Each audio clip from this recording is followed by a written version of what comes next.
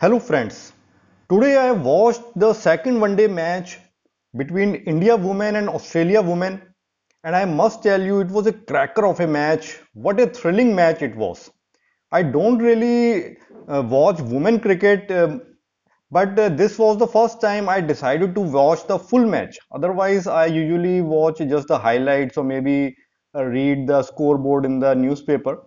But this was the first time I watched the full match and I was not disappointed. I would say that this was the best one day match I have watched in 2021, including all the male matches. And this was one match which must have given Indian women team a heartbreak. They had this match won in the last over. It was in their hands, but they just let it fall through and go through from their hands because of their poor fielding.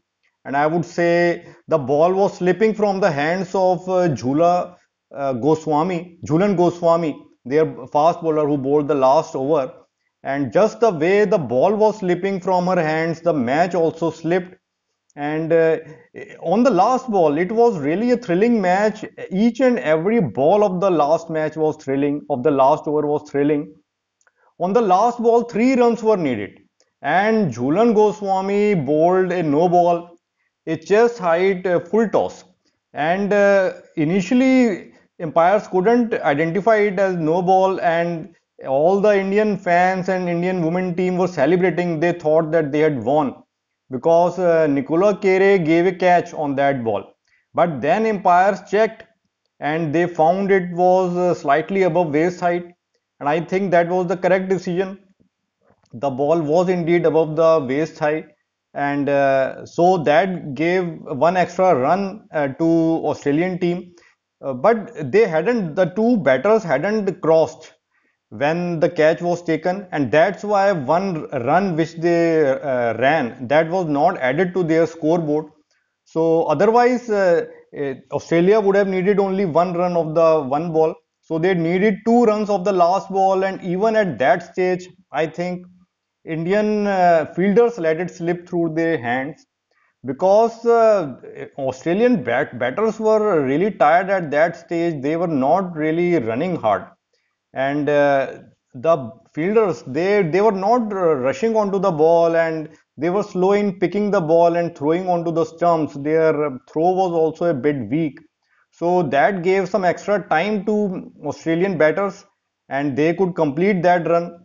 And in that over, there were some more shortcomings from Indian fielders. Like I saw Indian wicketkeeper, she gave away an extra run through by overthrow when there was no need, and also one of the fielders, she couldn't collect the ball properly, and Australians got on to one extra run. And in that over one ball, Jhulan Goswami also bowled a beamer which hit Nicola Kere right on her helmet, directly on her helmet, and uh, Australian again got one extra run and extra ball. So ball was of course slipping from her hand. I think that was the case. Otherwise, she would have bowled better. But due to that slipping of ball, the match also slipped from the hands of Indian team.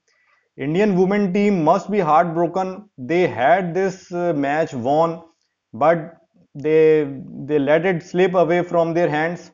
And if we see the English innings for the first time, they are usually very good batting side, but they had a collapse in the middle order. And Beth Mooney, their opener, she played splendid innings. She made 125 net out, and she batted all through, and she was really tired at the end. She was unable to run, but still the good thing was that she stuck onto the wicket. She didn't throw away her wicket because of tiredness, and that was the good thing from Beth Mooney. And at one stage England were 52 for 4 wickets in 16 overs, and at that stage it really looked that India will break the winning streak of Australia and win this match comfortably. Australia had won 25 matches in a row before this match, and in my preview video also I had said that India will break the winning streak of Australia, and I thought that this would be the match. This was a great chance, a golden opportunity for Indian women to break the winning streak of Australian team. But in the end, just on the last ball, they couldn't do it in the last over. Somehow, Australian team showed that why they are the champions, why they are the number one team, why they are so strong. That in spite of 52 for 4 in 16 overs, they still stuck there, worked hard. Beth Moone made an unbeaten century and she got a really good support from Tahila McGrath, who scored 74 runs from 77 balls. She didn't let the run rate become too high. And McGrath also took 3 wickets for 45 runs. So she was the player of the match along with Beth Moone. And in the end, Nicola Carey, she was lucky too. She also remained unbeaten on 39. She was also hit on the helmet directly. But somehow Australia managed to win this match, and it was a heartbreaking moment for Indian team. And among Indian bowlers, there were not any much of the wickets. None of the bowlers took lot of wickets. There were either 1 wicket in each for many of the bowlers, or they took none, 0 wickets. So there was no outstanding bowler from Indian side. But yes, among batters, there were some really good contributions, especially from Smriti Mandhana, who made 84 runs as openers with a really good strike rate, and that was a delightful inning. I watched her complete innings, and I would say that Smriti Mandhana, when she is in flow, she looks like the best batter of the world.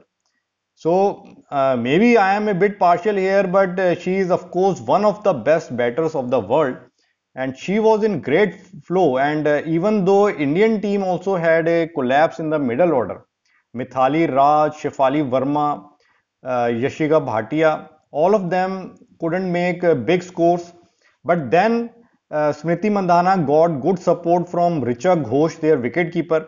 She did made some big hits. She was I was impressed by her big hitting. Some of her hits were really good, and she made a useful 44.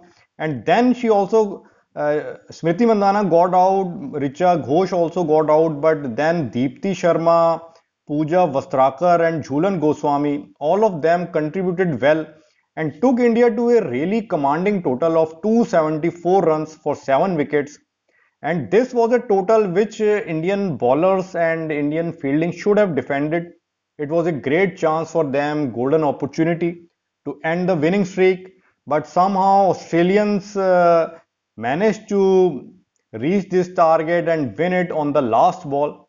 And I would say that both the teams have given us a memorable match, and this was one of the best matches of this year. I was really impressed by this match. It was really exciting, though I think it was a good learning experience for Indian women team. They must have learned something here, that you can't give so many chances to a team like Australia. If you get your chance, you have to grab it. Otherwise, as you saw in the last over, in the second half, that they were not fielding properly, and you can't win against Australia by such poor fielding. Australia will then take it away from you, take the game away from you. So it was a good learning experience from for Indian team, and I'm sure that they will try to come back harder in the next match and try to win the next match, something which they couldn't do this time. Indian fans will also be hoping that in the next match, India should win, and they end the winning streak of Australia. So, Australia women team has now won 26 one-day matches in a row. That is a big achievement. They already have the world record in their name. Australian men team had the record earlier. They had won 22 ODIs in a row, but now their women team has 26 ODIs in a row. And in this match, Indian women team also showed that they can also be as good as Australia on their day. But you have to grab your chances. So let's see if Indian team can manage to do that in the next match and win the next match. Good luck to Indian team and well played both the teams, both the Indian team and Australian team.